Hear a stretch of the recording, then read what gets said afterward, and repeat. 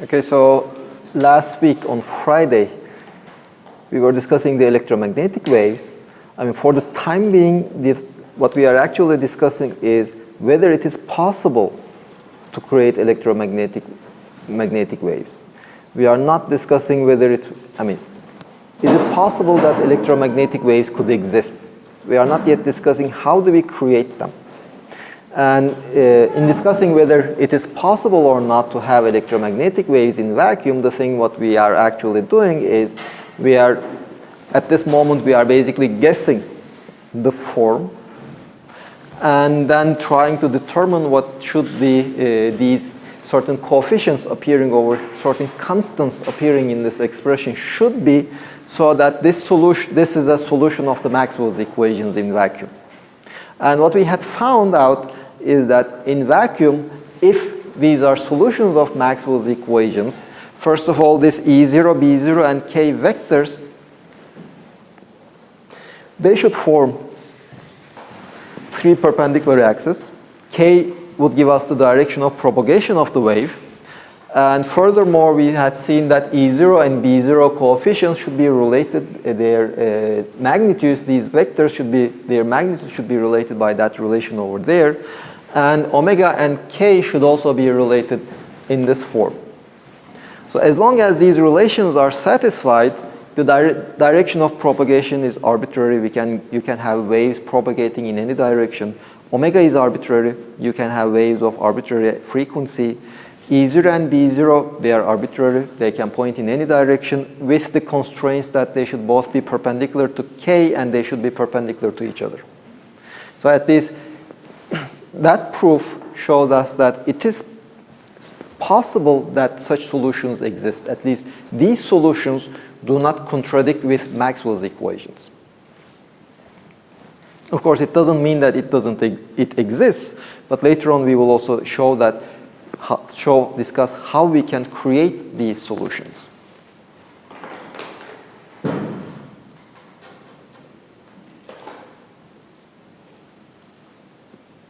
And depending on the frequency, their properties differ. The frequencies, they can change from several hertz. Let me give some actual numbers. The frequency, for example, of gamma rays, they typically start from 10 to the power 22, and up to, for radio frequencies, we have 10 to the power 3 hertz. And the corresponding wavelength, they start from a fraction of a millimeter, 10 to the power minus 13 meters, up to kilometers long. And there is a small portion of this which we call the visible spectrum, the light that we can see.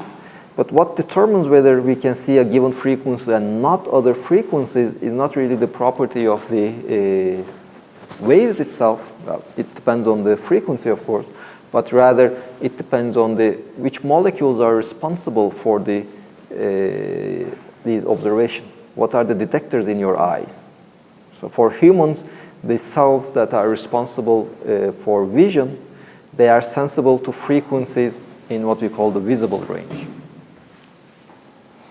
In some other insects, they use some other chemicals in the cells which are sensible to some other frequencies, a bit larger, a bit smaller.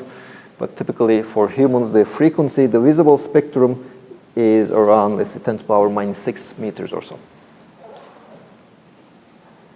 Basically, how we see is when this light enters our eyes, there are molecules that absorb the energy. So what determines whether we can see is mainly the absorption property.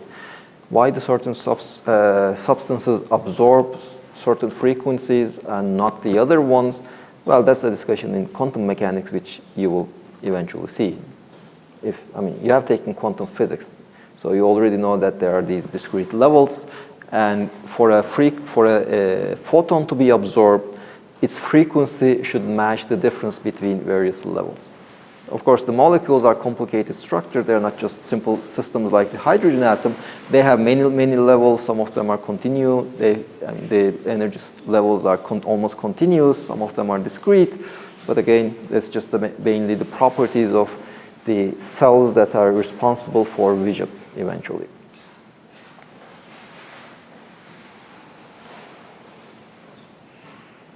And then we also talked about the polarization. And we said that, well, I mean, these relations that the E0, B0, and K, they should be perpendicular. The magnitudes should be related through E0. The magnitude of E0 vector should be C times the magnitude of B0 vector. Basically, uniquely determines this vector once you know the electric field. So once you know the electric field, the magnetic field is already fixed by these relations. So it's enough to specify and to deal with the electric field only. So let's start with the electric field.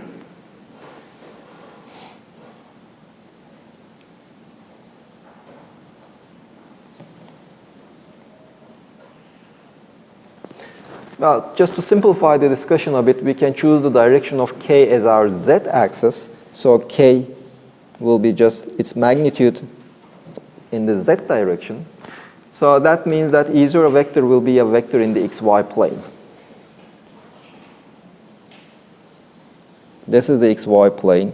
The z-axis is pointing outward. So let's say this is the E0.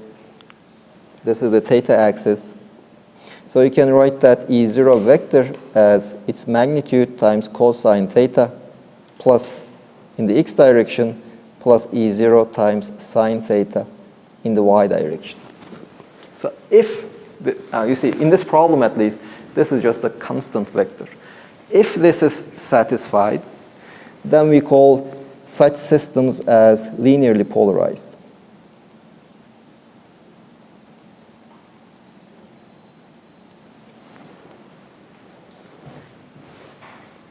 This is a linearly polarized system.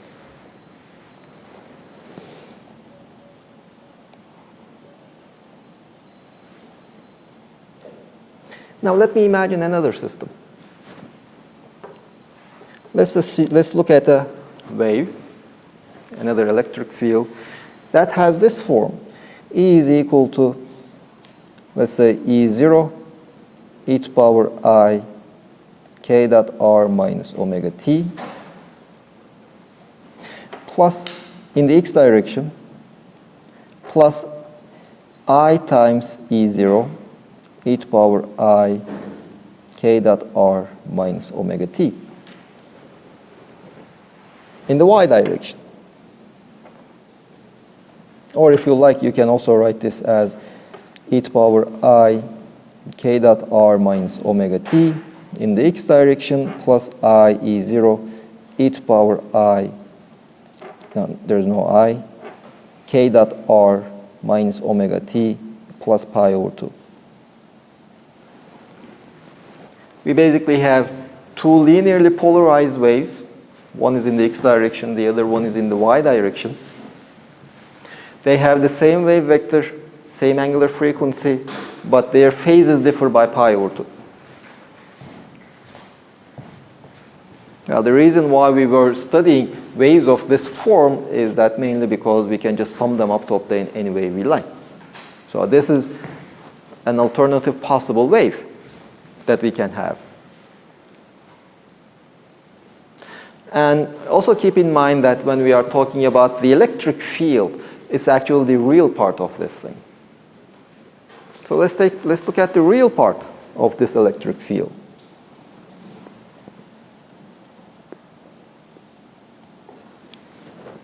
This is equal to E0 times cosine k dot r minus omega t in the x direction plus or minus E0 times sine k dot r minus omega t in the y direction.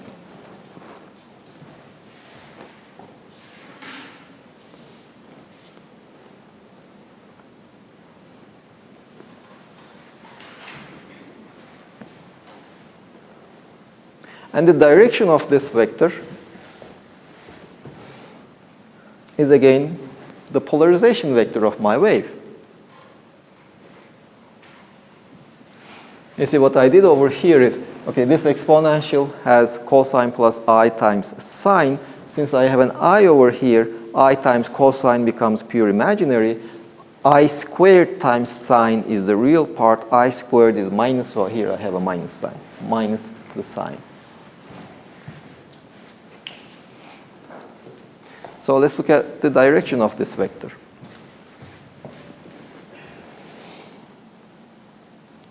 The polarization vector.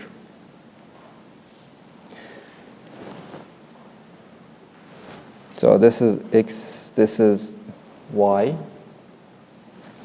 So let's say at a particular point where k dot r minus omega t is between 0 and pi over 2.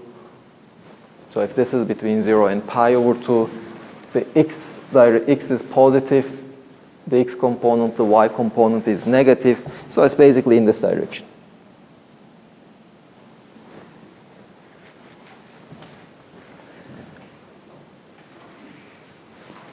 And it's basically this angle over here, k dot r minus omega t, is that angle with the x-axis.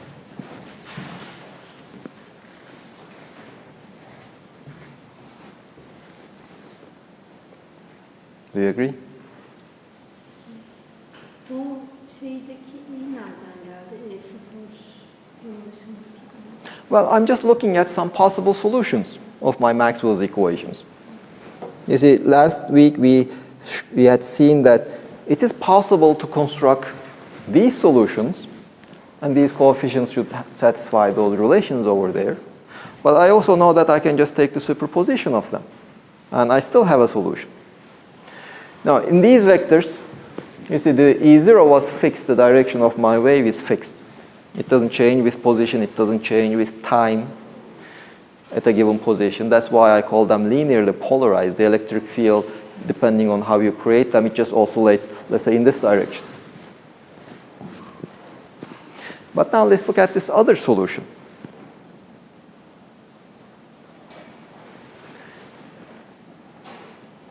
The wave is propagating in the z direction, so let me just make a small correction.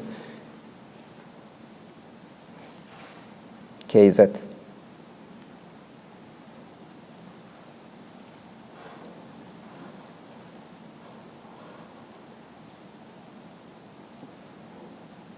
If the k vector is in the z direction, then that k dot r just becomes k dot z, and the electric field vector should be in the xy direction, in the xy plane.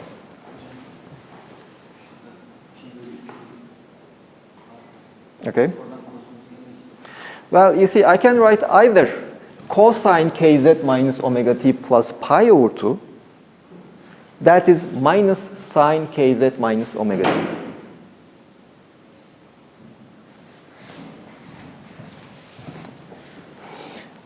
You see, cosine kz minus omega t plus pi over 2, this is equal to minus sine kz minus omega t.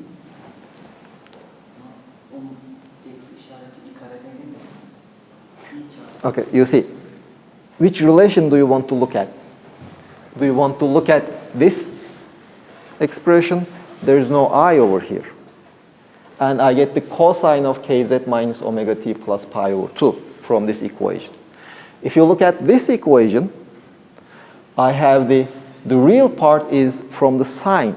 I times sine kz minus omega t. I have another I, so I squared times sine kz minus omega t. So in both cases, I get the minus sign. So basically, this is a way to prove this relation. In your homework, you are already using some complex notation to prove certain trigonometric identities. So now you have a proof of this relation using this Euler formula. Hocam neden şu y komponenti imaginary oldu? You see, I'm asking this question. Is it possible to have such a wave? And your answer is yes, because I know that it is possible to have such a wave. It is also possible to have such a wave. Their sum is still a possible combination. So I can't have such a waves. So what is interesting? Is there anything interesting about this wave? That is what I would like to see. Well, that is what we said. I mean, you see, we know that the Maxwell's equations are linear differential equations. What that tells me is that I can just make linear combinations of my solutions. I can, for example, and Okay, I can take my solutions, consider their linear combination, that is still a solution. Well, let's say cosine kz minus omega t is a solution. Sine kz minus omega t is a solution. If I take cosine plus I times sine, that is still a solution. So that basically tells me that I can describe my solutions either in terms of cosines and sines or in terms of exponentials. I have that freedom. So that is one thing. I can either work with cosines and sine or the exponentials because I can express one in terms of the other one as the linear combinations. And if one set is a solution, the other set is also a solution. Well, exponential functions have nice properties. So that is why we prefer to work with the exponential form. But the electric field is a real number. It's the force per unit charge. And the force is some real quantity. If you measure the force, you get some real number for each one of the components. So what we do is we say that, okay, we make this convention. We will work with complex exponentials for the electric field.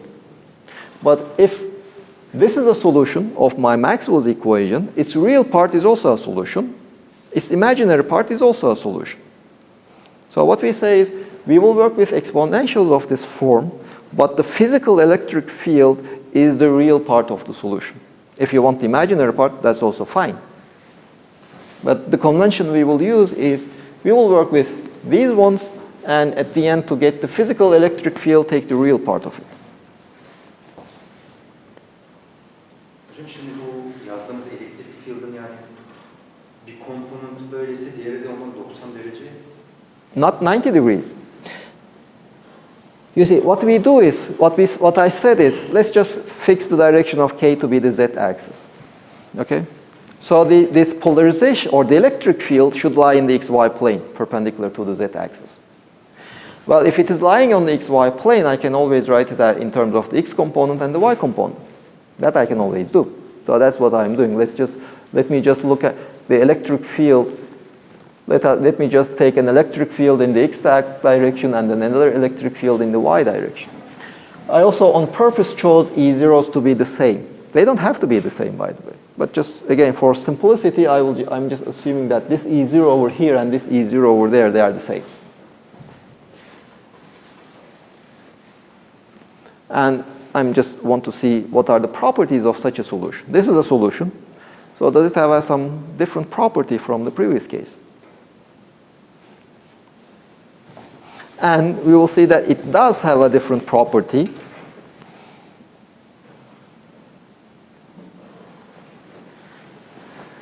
Let's look at here. You see, we said that, okay, this is my physical electric field is this one, not that one. The physical electric field is the real part. Now, it is a vector in the xy plane. It should be a vector in the xy plane because, as we already said, that since the k is in the z direction, for this to be a solution, the electric field should be perpendicular to k. And I can show it as this vector. This is my physical electric field. It is this vector over here. It makes an angle k dot r minus omega t with the x-axis. So let's say that I'm at a given particular time, I'm looking at the electric field right at this point over here. I will know that that is kz.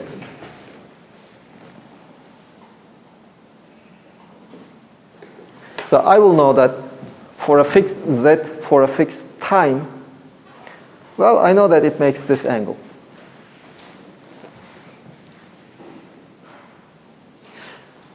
Well, let's look at one more thing, though. I'm right at this point. Whatever the value of z is at this point, whatever the value of k is, I know what this is fixed at this point. So let's say at this moment, the electric field, the wave is moving towards you. At this instant, this is the direction of the electric field vector. And at that point, I wait. And the wave just moves ahead. So this polarization vector, though, it will just rotate. Because these are constant. I'm just looking at the electric field at this point. As time increases, this angle gets smaller and smaller. Well, it rotates in the other direction, so it rotates like this. The polarization vector at this point is constantly rotating. It's no longer polarized in this direction or the other direction. This is what we call a circularly polarized wave.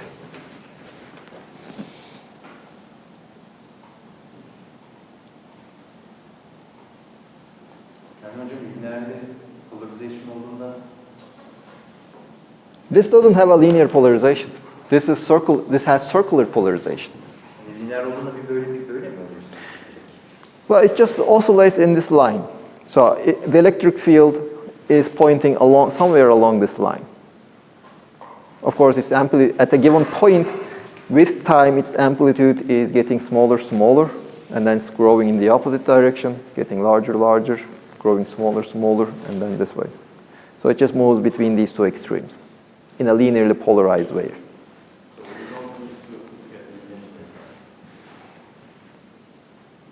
You see, depends on which notation are you using for your wave. Do you use the exponential notation of the wave? In that case, the physical wave is the real part of that. And the E0 vector,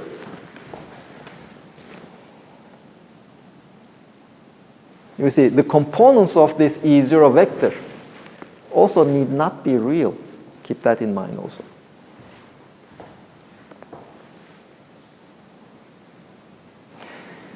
Well, okay, so let me rewrite this in a different form also.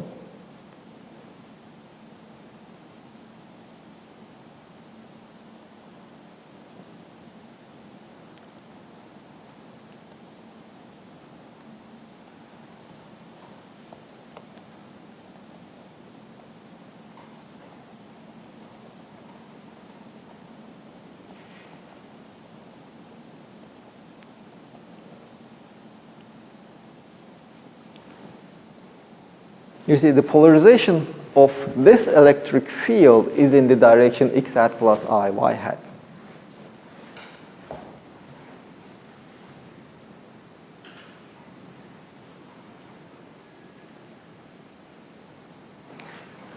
Now, if the component in the x hat direction and the component in the y hat direction has the same complex phase, that is what we call a linearly polarized light. Linearly polarized electromagnetic wave. But if the coefficients differ, as in this case, by 90 degrees, then we see that the polarization vector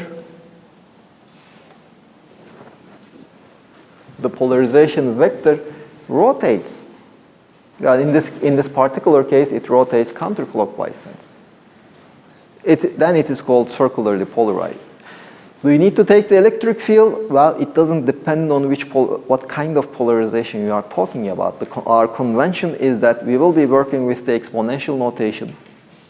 And at the end of the day, we will always take the electric field to obtain the physical electric field. This convention is independent of the polarization. Well, the real part might turn out to be the electric field itself.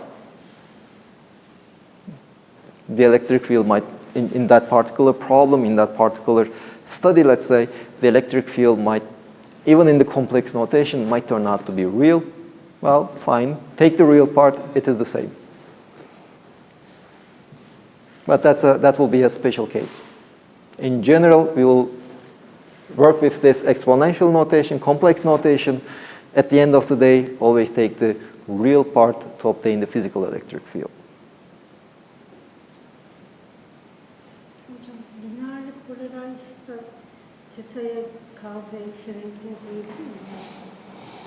Well, you see, this is the E0 vector. E0 vector does not depend on kz minus omega t. Here, okay, at least when I take in that expression, when I take the real part, I cannot write it as some E0 vector multiplied by cosine kz minus omega t. You see, in the linearly polarized case,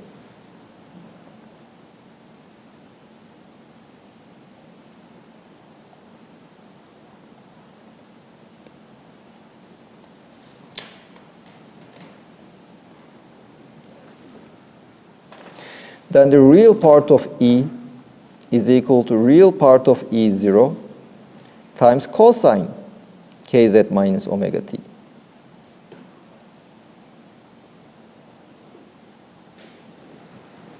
There is an overall, the overall time and position dependence is given by cosine or cosine of kr minus omega t plus some phase.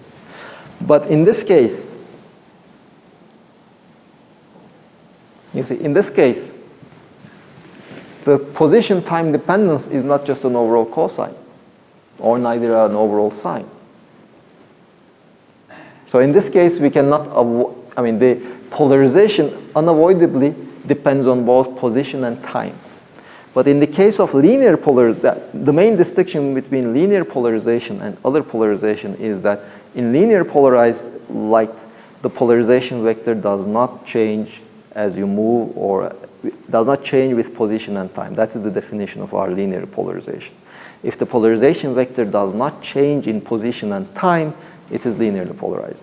Peki direction değişiyor mu? Mesela bir artı bir eksi oluyor. Neye göre? By direction, what we mean is this line. This line specifies a direction. So that is oscillation. The line is direction is this one. This direction and that direction, in this sense, is the same directions. But it doesn't point in this direction at one point and in this direction at the other point. That doesn't happen.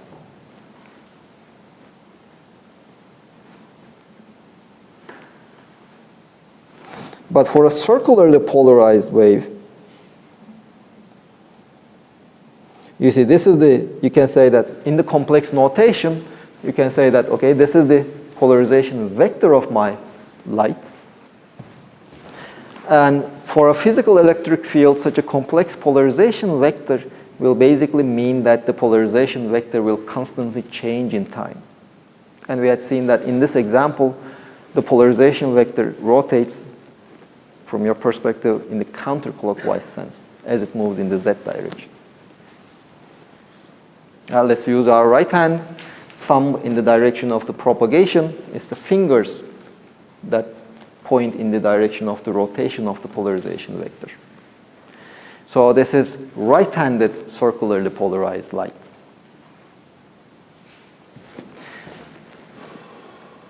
Now, if that sign in between, you see, we can also talk about such a wave.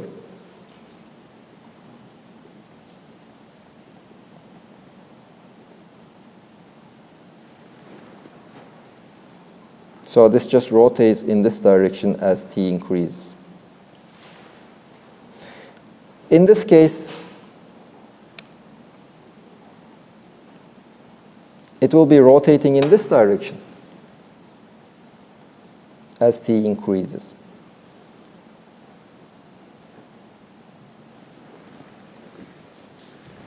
It is moving in this direction. Take your left hand, thumb in the direction of propagation. Your fingers traces how the polarization vector changes. So this is left-handed polarized.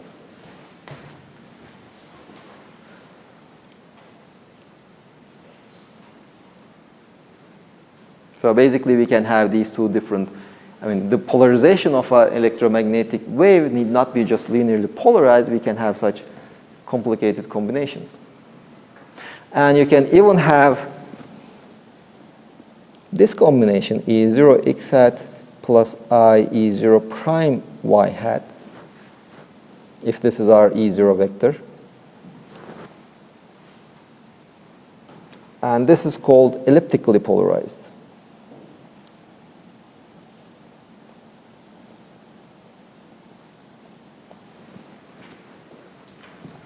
What this means is that the electric field vector the tip will not go over a circle, but it will go around an ellipse. Just the terminology so that you know the terminology, and when you hear it, you will know what they mean. Now we took the real part of this electric field.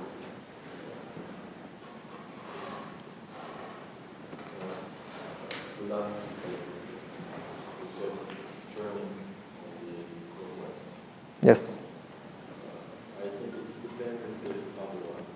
Well, you see that change in I basically changes this sign over here. So both of them become plus. So if you identify kz minus omega t with the angle it makes with the x-axis, so it is this vector. So as t increases, that angle gets smaller and smaller, so it rotates in the other opposite direction. So here what happens is kz minus, due to this minus sign, kz minus omega t is this angle over here. As t increases, this angle gets smaller and smaller, so it moves towards the x-axis. Of course, it continues rotating around.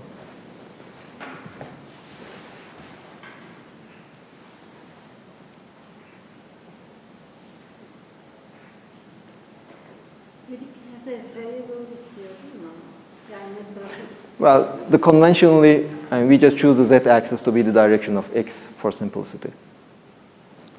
The wave is moving in the z direction. Hocam şimdi biz elektrik filden E0 çarpı E üzeri bir şey yazdık ya işte. Hani o E0 polarization vektör. O zaman bu E üzeri eksi kz omega t'nin ne işe yarıyor? Position and time dependence. You see, the electric field changes from point to point. It changes from time to time. This part gives me it changes with time, and this tells me what is its direction.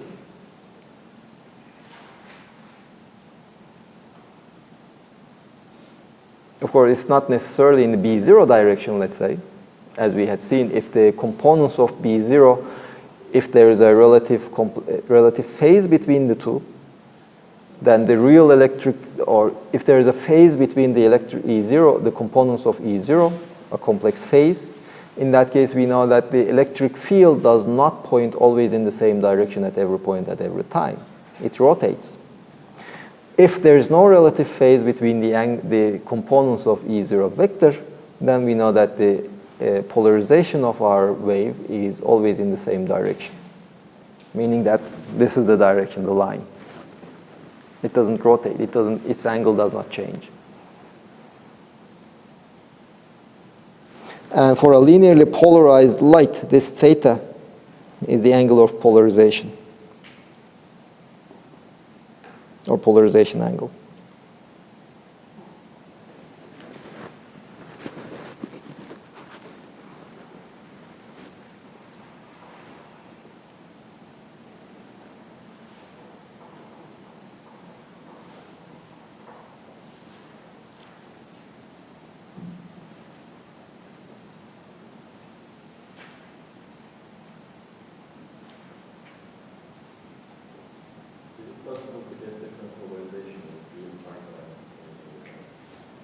Well, you see, you have the sum of two vectors, and you take the real part. So that is your physical angle. And the direction of this physical field, so that's the physical field, and the direction of your physical field is the polarization vector. So what imaginary part for what? Nothing. Just for simplicity, we stick with this complex notation. Of course, you can all build up this formalism using the imaginary part also. It doesn't really make any difference. Because just like the real part is a solution, the imaginary part is also a solution. Can we work in different coordinate systems? Sure. I mean, in physics, you should always be able to work in different coordinate axes. For example, in spherical coordinates, how we understand linear polarized. For example, Well, you see, you are always free to choose your coordinate axis. Choose the one that simplifies your life. So you're always free to do that. So the definitions are, in this case, are usually in terms of linear polarization. And again, I repeat, the definition of linear polarization doesn't even depend on the coordinate system you use. If the polarization vector is a vector that you can talk about even without referring to any coordinate axis, if the direction of the electric field doesn't depend from position to position or doesn't change from time to time, that is what we call a linearly polarized light. If it is constantly rotating, that is what we call a circularly or elliptically polarized light, or elliptically polarized wave. I don't need to refer to any polarization axis. any coordinate axis, sorry. But if in your setup, in your problem, etc., you want to explicitly state what the polarization vector is, well, you should specify its direction and the angle. You first choose your coordinate axis, then say, okay, theta is the polarization angle, E0 is the magnitude. So this is already in spherical coordinates. Because in spherical coordinates, you talk about the magnitude and the angle only.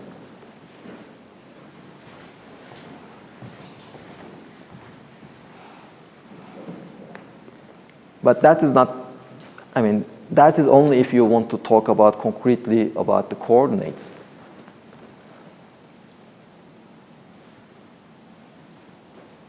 In elliptically polarized wave, how do we express E in terms of E0?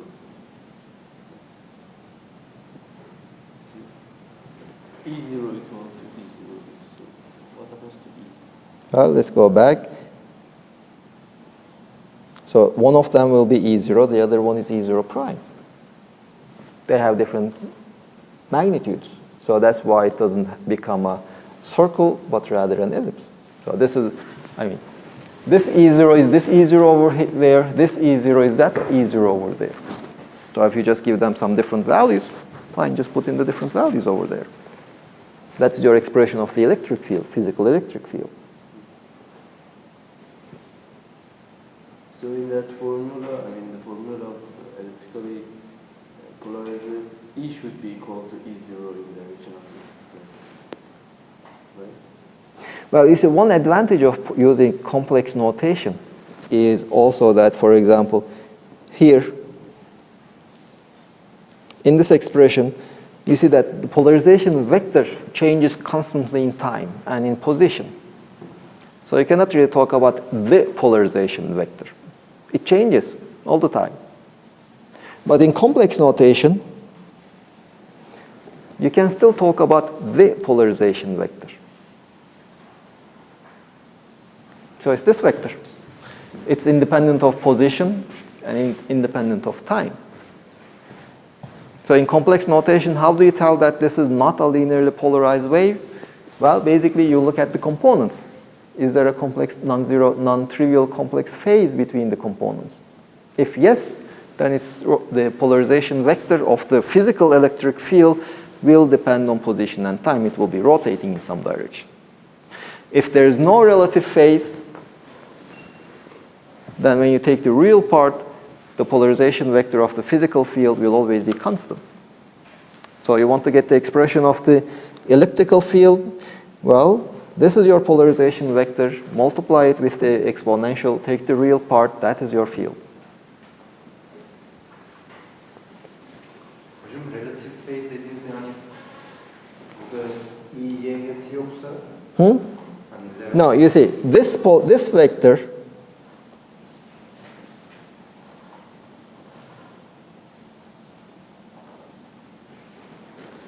this is linearly polarized. Although there are complex numbers over there.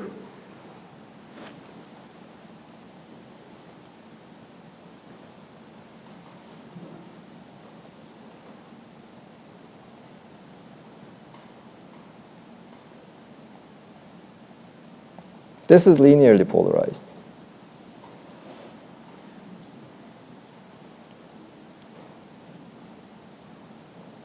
Because, well, there's some complex number over here, but I can just take it out, multiply it with the exponent. And then there's no complex number in the polarization vector. But in this case,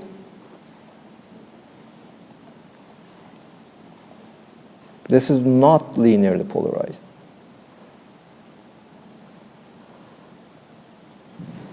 Because I cannot take any number out so that the coefficients over here, they are purely real. Or if I have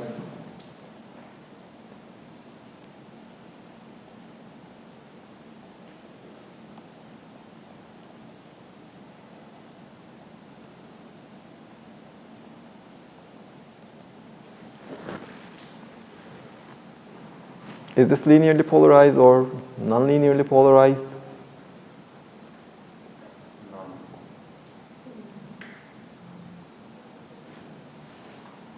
Well, I can also write this in this form.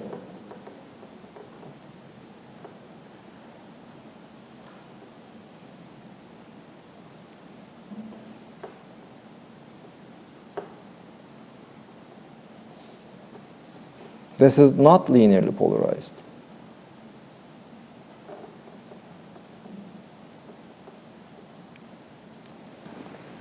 Basically, I can just factor this term out. What remains is nothing but this one. It's just the overall phase. Do you remember our discussion on waves that we had this delta, the phase shift?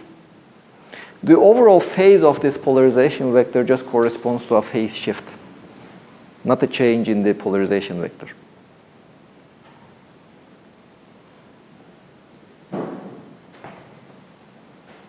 So these complex numbers over here, in this case, I can just describe these as phase shifts. I cannot do it over here, neither here.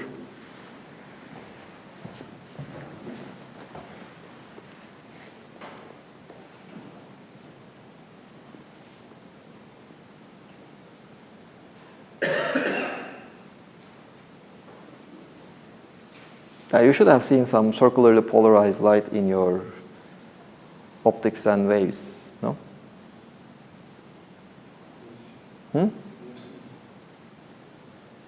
Also in oscillations and waves. So it's basically the same phenomenon. This is where they come from.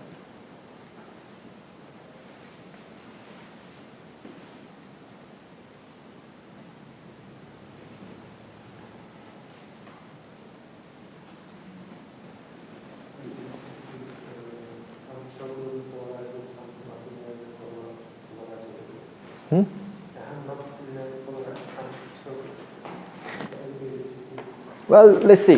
What are our definitions? Stick with the definitions. That they will guide you better in your questions. What is the definition of linearly polarized?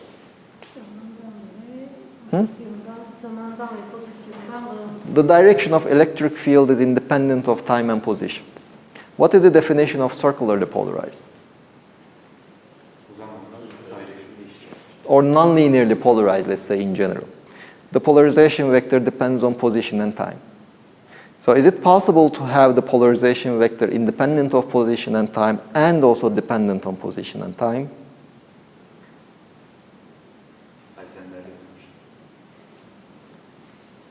Can something be red and green at the same time? We are not doing quantum mechanics, by the way. So if your answer is no, then you cannot have linearly polarized and circularly polarized fields. But of course, when you shine light, it's not polarized. It's a mixture. Some of that light can be linearly polarized, some of it can be circularly polarized. But then we are talking about different wave components of a system.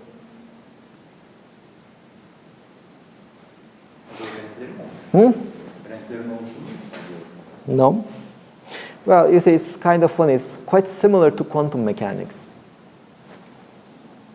X hat is x hat times 1 plus I over 2 plus x hat times 1 minus I over 2.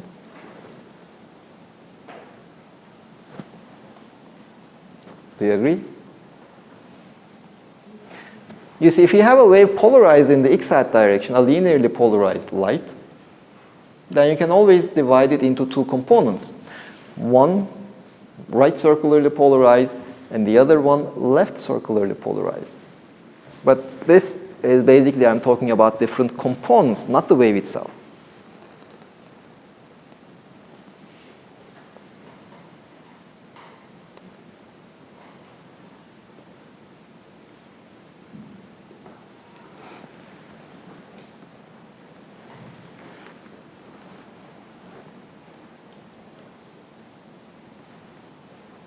Other questions? Neden sadece elektrik alanı polarize oluyor? Yani manyetik alanda... No, you see, we are not talking about the polarization of the electric field. For a vector field, the polarization in general is defined as its direction. This is the general definition of polarization. But here we are talking about the polarization of the electromagnetic field, electromagnetic wave. Now, the electromagnetic wave has both the electric field and the magnetic field. So we can talk about the polarization of the electric component and the polarization of the magnetic component. But we already know that once we know the polarization of the electric component, the other one is already fixed. We don't have any freedom. There's no point in specifying it, because if we know the polarization of the electric field and also the direction of propagation, we know the direction of the magnetic field. So that's why we define the polarization of an electromagnetic wave to be the direction of the electric field. That is definition convention. Yani bütün bu işlemleri manyetik alan üzerinden de yapabiliriz. Sure. Why we picked up this convention? Because of certain historical reasons.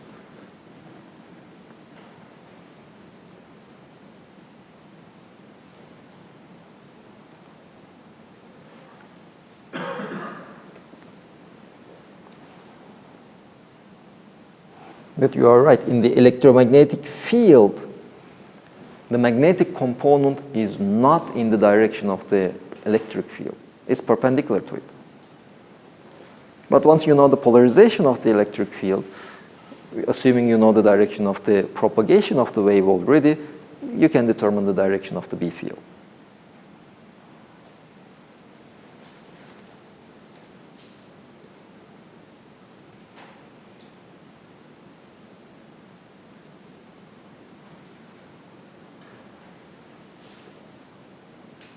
O zaman hocam şöyle düşün, yani elektrik field'la manyetik field birbirine dik. Bir sürü var bunlardan. O zaman bir elektrik field'in karşısına bir manyetik field da denk gelebilir. It will corresponding to a different component. Of course, you can just sum them up. We will be summing them all up. But you see, let's say you superpose two different waves. One has an electric field in this direction, moving in that direction. The other one having an electric field exactly in the opposite direction, moving in the same direction. But that means the B fields will also be in the opposite directions. So if you just superpose these, nothing will be left. In that case, you don't have waves. Now, the interesting thing is, in your homework also, that's one of the questions, you have the E field in this direction, propagating in this direction. You have an equal wave propagating in this direction. Let's say having an E field, it doesn't really matter, let's say in the upward direction. It doesn't matter because they are all oscillating up and down. So these both beams, let's say you send from somewhere at infinity, they carry energy. And when they overlap at certain times, the electric field will be zero. Because one will be pointing up, the other will be pointing down. The electric field everywhere will be zero. But they should carry energy, right? Energy should be conserved. Energy should be somewhere. Where is the energy? Manyetik alanlar da karşılıklı gelecek. No. You see, if the electric fields are perpendicular to it in the opposite direction, the K vectors are in the opposite direction, so the B fields are in the same direction. When the electric fields are zero, all the energy is stored in the magnetic component.